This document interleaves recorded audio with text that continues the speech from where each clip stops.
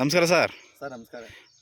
Sir ಈಗ ಲಾಸ್ಟಿಂದ ಸ್ಟಾರ್ಟಿಂಗಿಂದ ಗಿಡದಲ್ಲಿ ನೀವು ಡಿ.ಎನ್.ಸಿ. ಭೂಮಿ ಸುಧಾ ಮತ್ತು ಸ್ಪ್ರೇ ಎಲ್ಲ ಮಾಡ್ಕೊಂಬಂದಿದ್ದೀರಿ ಸರ್. ಒಂದು ಡ್ರಂಚಿಂಗು 2 ಸ್ಪ್ರೇ ಮಾಡಿದ್ದೀರ ನಮ್ಮದು.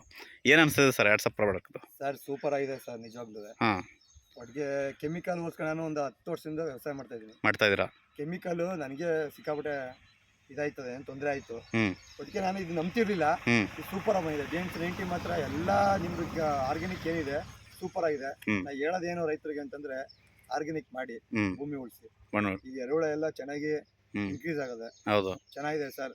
ನೀವು ಕೊಟ್ಟದಕ್ಕೂ ರೈತರಿಗೆ ಪ್ರತಿಫಲ ಆಯ್ತದೆ. ಖಂಡಿತ. ಕೆಮಿಕಲ್ಲು ಹ್ಞೂ ಯಾರು ನಾನು ಹೇಳ್ತಿರೋದು ಅಷ್ಟೇ, ಕೆಮಿಕಲ್ ಯಾರು ಮಾಡ್ಬೇಡಿ. ನನ್ನಷ್ಟು ಕೆಮಿಕಲ್ ಮಾಡ್ತಾರೆ ಯಾರು ಮಾಡ್ತೀರ ನಮಗೆ. ಹ್ಞೂ ಕೆಮಿಕಲ್ ಹಾಕಕ್ಕೆ ಹೋಗ್ಬೇಡಿ. ಹೌದು.